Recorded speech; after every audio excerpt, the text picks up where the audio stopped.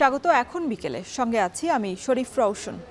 নারীদের উপর সহিংসতা, নিপীড়ন, ধর্ষণ, সামাজিক যোগাযোগ মাধ্যমে হেনস্থা এবং আইনশৃঙ্খলা পরিস্থিতির সার্বিক অবনতি এবং বিচারহীনতার প্রতিবাদে আজও প্রতিবাদ এবং বিক্ষোভ মিছিল করেছে ঢাকা বিশ্ববিদ্যালয়ের শিক্ষক এবং শিক্ষার্থীরা। সকালে বিজ্ঞান, কলা এবং ব্যবসা শিক্ষা অনুষদের বিভিন্ন বিভাগের শিক্ষার্থীরা মিছিল নিয়ে জড়ো হতে থাকে রাজু ভাস্কর্যের সামনে। এ সময় ধর্ষকের সর্বোচ্চ শাস্তির দাবিতে স্লোগানে স্লোগানে ক্ষোভ প্রকাশ করেন শিক্ষার্থীরা। নারীরা রাস্তায় অনিরাপদ উল্লেখ করে দ্রুতই আইনশৃঙ্খলা পরিস্থিতি স্বাভাবিক করার দাবি জানান। বিক্ষোভ সমাবেশে ধর্ষকের দ্রুত বিচারের দাবিও জানান তারা। এদিকে দ্বিতীয় দিনের মতো আজও ক্লাস এবং পরীক্ষা বর্জন করেছে ঢাকা বিশ্ববিদ্যালয়ের শিক্ষার্থীরা। বিচার নিশ্চিত না হওয়া পর্যন্ত তাদের এই প্রতিবাদ কর্মসূচি চলবে বলেও জানায় তারা।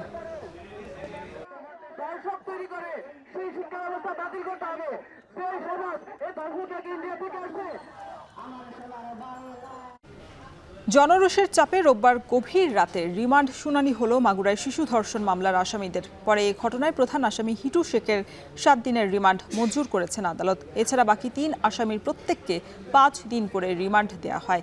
রোববার আসামিদের জেলা এবং দায়রা জজ আদালতে তোলার কথা থাকলেও পরিস্থিতি উত্তপ্ত থাকায় গভীর রাতে শুনানি হয়। মামলার তদন্তকারী কর্মকর্তা জানান, সব আসামির 7 দিনের রিমান্ড চাওয়া হলেও বিচারক মূল অভিযুক্ত হিটু শেখকে 7 দিন এবং বাকি 3 আসামির 5 দিন করে রিমান্ড মঞ্জুর করেন। এর আগে গতকাল ধর্ষকের বিচারের দাবিতে আদালত প্রাঙ্গণে বিক্ষোভ সমাবেশ করে মাগুরা বৈষম্য বিরোধী ছাত্র আন্দোলন।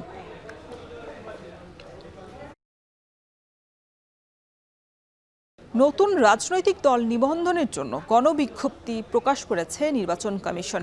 নিবন্ধন পেতে আবেদন করতে হবে আগামী 20 এপ্রিলের মধ্যেই।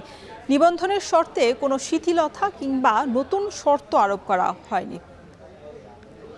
নতুন যারা রাজনৈতিক দল হিসেবে নিবন্ধিত হতে চান তারা আগামী 20 এপ্রিল 2025 তারিখ পর্যন্ত নির্ধারিত শর্ত পূরণ করে আমাদের কাছে আবেদন করবেন। আমরা সেটা পর্যালোচনা করব এবং তার পরবর্তীতে যে নিবন্ধন প্রক্রিয়া আছে সেটা সম্পন্ন করব। আগে যে বিধিগত ব্যবস্থাগুলো ছিল যে 1/3 জেলা পর্যায়ের 100টা উপজেলা পর্যায়ে এবং অন্যান্য যে শর্তগুলো আছে সেটা বিজ্ঞপ্তিতেও এটা দেওয়া আছে। আপনারা একটু দয়া করে এটা দেখে নেবেন। নতুন কোনো শর্ত এখানে আলাপ করা হয়নি, কোনো শর্ত শিথিলও করা হয়নি। ডিসেম্বরে জাতীয় নির্বাচন করার সময়সীমা অতিক্রম করতে চায় না নির্বাচন commission. British high commissioner Sarah কুকের সাথে বৈঠকের পর এই কথা জানান প্রধান নির্বাচন কমিশনার AM নাসির উদ্দিন। তিনি বলেন, ডিসেম্বরেই নির্বাচন করতে চায় ইসি। বেলা 11:30টার দিকে আগারগা ইসি সচিবালয়ে আসেন সারা কুক। 2023 সালের পর অন্তর্বর্তী সরকারের আমলে এই প্রথম নির্বাচন কমিশনে গেলেন ব্রিটিশ হাই কমিশনার। সেখানে বৈঠক করেন সিইসির সাথে। প্রায় 1 ঘন্টার বৈঠকের পর গণমাধ্যমের সঙ্গে কথা বলেন সিইসি এবং ব্রিটিশ এই হাই কমিশনার। সারা কুক বলেন, যুক্তরাজ্য বাংলাদেশে একটি সুষ্ঠু, নিরপেক্ষ এবং অংশগ্রহণমূলক নির্বাচন চায়। পরে সিইসি বলেন, একটি অবাধ, সুষ্ঠু এবং অংশগ্রহণমূলক নির্বাচনের বিষয়ে আলোচনা হয়েছে। এ সময় আবারও প্রধান উপদেষ্টার দেয়া সময়সীমা অনুযায়ী ডিসেম্বরেই জাতীয় নির্বাচনের অনুষ্ঠানের কথা জানান তিনি। যেহেতু একটা টাইমলাইন আছে আর্লিয়েস্ট ইন ডিসেম্বর, সেটাকে মাথায় রেখে আমাদের প্রস্তুতি আমরা যাতে নিয়ে যাচ্ছি, যাতে ডিসেম্বরে ইলেকশন হলে তো সে অক্টোবরে শিডিউল ঘোষণা করতে হবে। তো আমরা যাতে ওই টাইমলাইনটা মিস না করি সেভাবে প্রস্তুতি নিচ্ছি। এটা আমি তাদেরকে বুঝিয়েছি, তারা খুব অ্যাপ্রিসিয়েট করেছে। প্রধান উপদেষ্টার শিক্ষা বিষয়ক বিশেষ সহকারী অধ্যাপক ডক্টর M আমিনুল ইসলাম পদত্যাগ করেছেন। সোমবার দুপুরে উপদেষ্টা পরিষদে প্রতিমন্ত্রী পদমর্যাদার এই বিশেষ সহকারী তার একান্ত সচিবের মাধ্যমে পদত্যাগপত্র পাঠান। পদত্যাগের কারণ সম্পর্কে কোনো মন্তব্য করেননি অধ্যাপক আমিনুল। এ ব্যাপারে আমি কিছু বলতে চাচ্ছি না। আমি এইটুকু বলছি যে আমি পদত্যাগপত্র পাঠিয়ে দিয়েছি আজকে। কি কারণে আমি সেটা বলতে চাচ্ছি না। জাতীয় ঐকমত্য কমিশনের কারণে আগামী সংসদ নির্বাচন আয়োজনে কোনো বিঘ্ন সৃষ্টি হবে না বলে মনে করেন কমিশনের কো-চেয়ারম্যান অধ্যাপক ডক্টর আলী রিয়াজ। গণপরিষদ এবং জাতীয় নির্বাচন একসাথে সম্ভব বলেও মনে করেন তিনি। সকালে জাতীয় সংসদ ভবনের LD হলে সংবাদ সম্মেলনে তিনি বলেন, 6টি সংস্কার কমিশনের সুপারিশের বিষয়ে 13 মার্চের মধ্যেই মতামত জানাতে হবে রাজনৈতিক দল এবং জোটগুলোকে।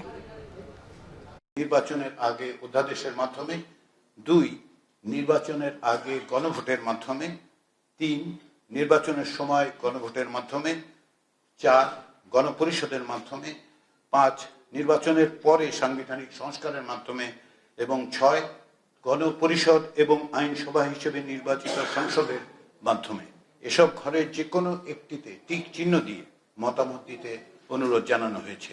আগামী 13ই মার্চের মধ্যে রাজনৈতিক দল এবং জোটগুলো তাদের মতামত আমাদেরকে জানাবেন। রোজার শুরু থেকেই জমে উঠেছে নারায়ণগঞ্জের বিপণী বিতানগুলো। যানজট, ক্রেতার চাপ, ভিড় এড়িয়ে পছন্দের পোশাক কিনতে ক্রেতারা আগে ভাগেই আসছেন বিভিন্ন শোরুমগুলোতে।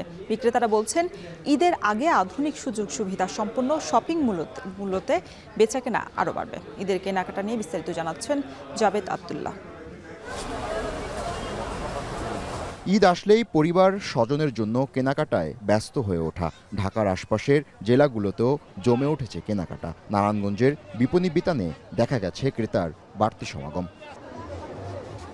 ক্রেতারা বলছেন, পণ্যের দর আকাশ ছোঁয়া। কেউ কেউ জানান, শেষ দিকের ভিড় এড়িয়ে স্বাচ্ছন্দ্যে পছন্দনীয় পোশাক সংগ্রহ করতেই শপিং মলে আসা। ঈদ উপলক্ষে গর্জেস দিলে তো একটু বেশি পড়বই, স্বাভাবিক। এখন পর্যন্ত কিনছি, বাচ্চার এই যে কিনতেছি আরো করাচি আছে, নায়রা আছে, তারপর আপনার থ্রি পিস হবে, ভালো গাউন পাওয়া যায়, সব ধরনের ড্রেস হবে, পাকিস্তানি ড্রেস হবে। বিক্রেতারা জানান, এবছর ফ্যাশন ট্রেন্ডে বৈচিত্র্যের মিশেল রয়েছে। ক্রেতার পছন্দের তালিকায় রয়েছে লিলেনের কুর্তি, কামিজ, হালকা প্যাশেল শেডের থ্রি পিস। আর উৎসবের আবহে মূল আকর্ষণ হয়ে আছে পাঞ্জাবি, শাড়ি, আরামদায়ক আনারকলি, কাফতান। আমাদের পাঞ্জাবি, শার্ট, মেন্সের যে প্যান্ট, টি শার্ট, পলো শার্ট, আলহামদুলিল্লাহ সবার চেয়ে ভালোর কোয়ালিটি, চলে খুব ভালো। আমাদের এখানে সবকিছুই পাওয়া যায়, যেমন long tops, short tops, gown, one piece, two piece, three piece থেকে শুরু করে হিজাব, প্যান্টের অনেক কালেকশনই আমাদের এখানে আছে। গতবারের তুলনায় এবারও সেল আমরা মোটামুটি আশা করছি আরো ভালো হবে। সবসময় আমি এখানে আসি, আমার বাচ্চাদের জন্য নেওয়ার জন্য সবসময় আসি। আগামী সপ্তাহ থেকে বিক্রি 2-3 গুণ বাড়ার আশা করছেন ব্যবসায়ীরা। জাবেদ আব্দুল্লাহ, এখন, নারায়ণগঞ্জ।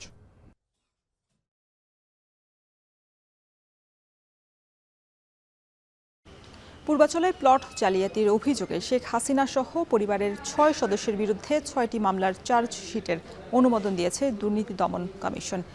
সাবেক প্রধানমন্ত্রী শেখ হাসিনা অনিয়ম এবং দুর্নীতির মাধ্যমে নিজের এবং তার ছেলে সজীব অজেদ জয়, মেয়ে সাইমা ওয়াজেদ পুতুল, বোন শেখ রেহানা, বোনের ছেলে রাদওয়ান মুজিব সিদ্দিক ববি এবং মেয়ে আজমিনা সিদ্দিক রূপন্তীর নামে পূর্বাচলে 10 কাঠা করে মোট 60 কাঠার 6টি প্লট বরাদ্দ নেন। 2024-এর 26 ডিসেম্বর এই অভিযোগে অনুসন্ধান শুরু করে দুদক। পরে অভিযোগের সত্যতা পাওয়ায় সবার বিরুদ্ধেই আলাদা মামলা করে সংস্থাটি। এবার চার্জশিটের অনুমোদনও দিল দুর্নীতি দমন কমিশন।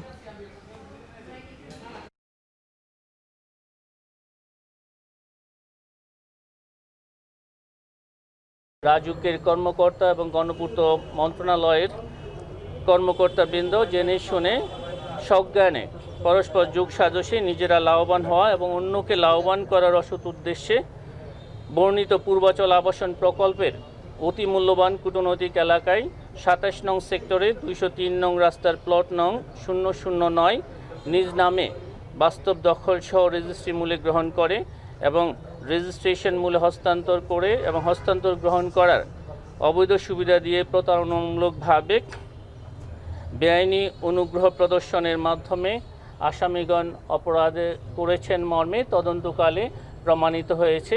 এই কারণে এজাহার নামীয় এবং তদন্তে আগত আসামিদের বিরুদ্ধে দণ্ডবিধির সংশ্লিষ্ট ধারায় এবং দুর্নীতি প্রতিরোধ আইন 1947-এর সংশ্লিষ্ট ধারায় চার্জশিট দাখিলের অনুমোদন প্রদান করা হয়েছে। অর্থ পাচার ইস্যুতে 11 কোম্পানি এবং ব্যক্তিকে নিয়ে টাস্ক ফোর্স তদন্ত শুরু করেছে বলে জানিয়েছেন প্রধান উপদেষ্টার প্রেস সচিব শফিকুল আলম। এর মধ্যে শুরুতে আছে শেখ হাসিনা এবং পরিবারের সদস্যদের নাম। মঙ্গলবার ফরেন সার্ভিস একাডেমিতে সংবাদ সম্মেলনে পাচার হওয়া অর্থ দ্রুতই দেশে ফেরাতে আগামী 1 সপ্তাহের মধ্যে নতুন আইন পাশ করা হবে বলে জানান তিনি। 2009 থেকে 2024 সালের 5ই আগস্ট পর্যন্ত এই সময়ে $234 বিলিয়ন বাইরে পাচার হয়ে যায় এবং অ্যাট দ্য সেম টাইম এর মধ্যে $17 বিলিয়ন ছিল যেটা পাচার হয় হচ্ছে বাংলাদেশের ব্যাংকিং সিস্টেম থেকে। এটা একটা it's a kind of highway robbery. তো এই টাকাটা উদ্ধারের জন্য প্রথম থেকেই ইন্টারিম গভর্নমেন্টের প্রয়াস ছিল এবং প্রফেসর ইউনূস প্রথম থেকেই বলে আসছেন যে এটা হচ্ছে আমাদের এই গভর্নমেন্টের খুবই একটা টপ প্রায়োরিটি। কারণ এটা বাংলাদেশের মানুষের টাকা এবং এটা যেভাবে হোক আমরা এই টাকাটা ফিরিয়ে আনতে চাচ্ছি। রাজধানীর বনানীর চেয়ারম্যান বাড়িতে পোশাক শ্রমিকদের প্রায় 7 ঘন্টা সড়ক অবরোধে যানজটের নাকাল নগরবাসী। ভোগান্তি সঙ্গী করে হেঁটেই গন্তব্যে যান সাধারণ মানুষ। পরে পোশাক শ্রমিকদের 3 দফা দাবি মেনে নেয়ার আশ্বাসে দুপুর 1টার দিকে শুরু হয় যান চলাচল। সকাল 6টার দিকে চেয়ারম্যান বাড়ি এলাকায় ইউটার্ন লুপে এক নারী সড়ক দুর্ঘটনায় প্রাণ হারান। প্রতিবাদে সকাল থেকেই গার্মেন্টস শ্রমিকরা সড়ক অবরোধ করে রেখেছেন। এতে রাস্তার তীব্র যানজট দেখা দিয়েছে। অবরোধকারীদের বুঝিয়ে সড়ক থেকে সরিয়ে দেওয়ার চেষ্টা করছে পুলিশ। এ ঘটনায় সকাল থেকে চরম ভোগান্তিতে পড়েছেন নগরবাসী। এদিকে অনাকাঙ্ক্ষিত ঘটনা এড়াতে অতিরিক্ত পুলিশ মোতায়েন করা হয়েছে। পোশাক শ্রমিকদের অবরোধের কারণে এলিভেটেড এক্সপ্রেসওয়েতেও যানবাহন চলাচল বন্ধ আছে।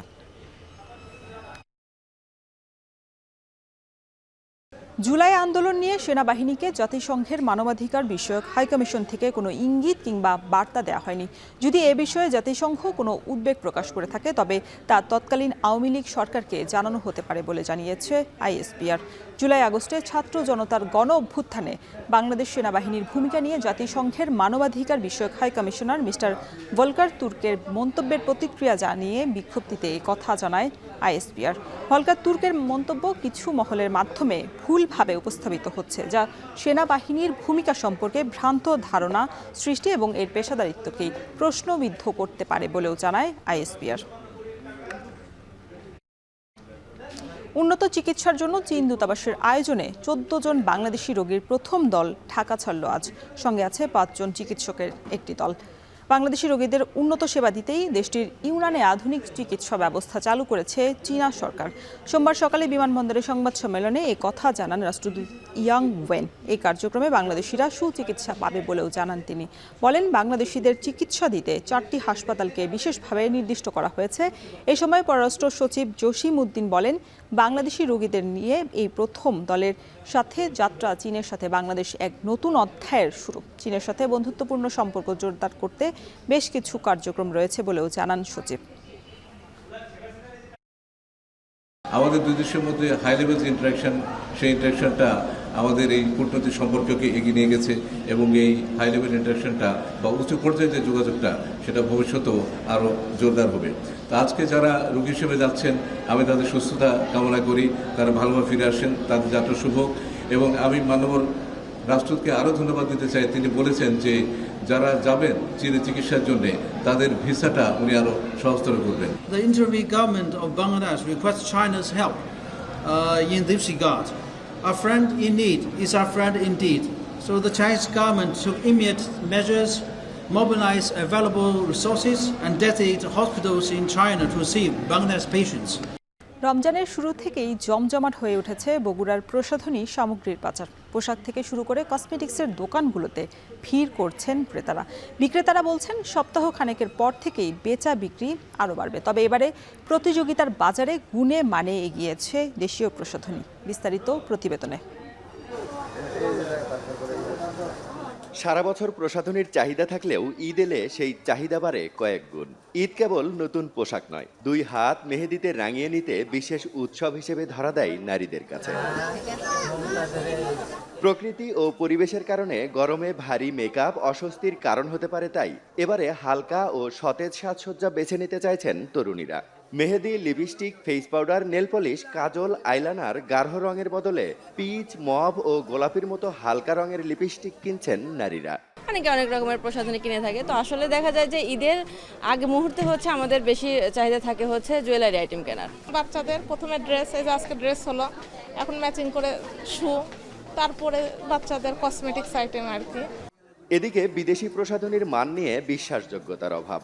অপরদিকে বাজারে মিলছে মানসম্পন্ন নানা দেশীয় পণ্য। ব্যবসায়ীরা বলছেন, বিদেশি প্রসাধনী সামগ্রীর অতিরিক্ত দামের কারণে কদর বেড়েছে দেশীয় প্রসাধনীর।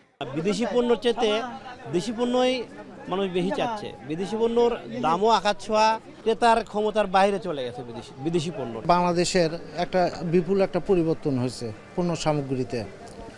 5 বছর আগে এর অবস্থানটা তেমন ভালো ছিল না। আগে বাইরের প্রোডাক্টগুলোই মানুষের চাহিদা ছিল। বর্তমানে এখন যেটা দেখা যাচ্ছে, গত 5 বছরের পর থেকে এখন বাংলাদেশের যে আমাদের যে পণ্য সামগ্রী আছে, এই পণ্য সামগ্রীর চাহিদাটা দিন দিন বাড়তিছে। এখন বর্তমান সময়ে খুব ভালো অবস্থানে আছে বাংলাদেশি পণ্যগুলো। চেয়ে নিচ্ছে, তারা বাংলাদেশের পণ্যের প্রাইসও কম। এবারের ঈদে শুধুমাত্র কসমেটিক্স ঘিরে বাণিজ্য হবে কয়েক কোটি টাকার। রাজীব সেলিম, এখন, বগুড়া। শেষ করছি এখন বিকেল। এখন টেলিভিশন ওয়েবসাইটে দেখতে ভিজিট করুন www.এখন.tv। এছাড়া ফেসবুকে দেখতে ভিজিট করুন facebook.com/tv.এখন এবং ইউটিউবে দেখতে ভিজিট করুন youtube.com/c/echontv।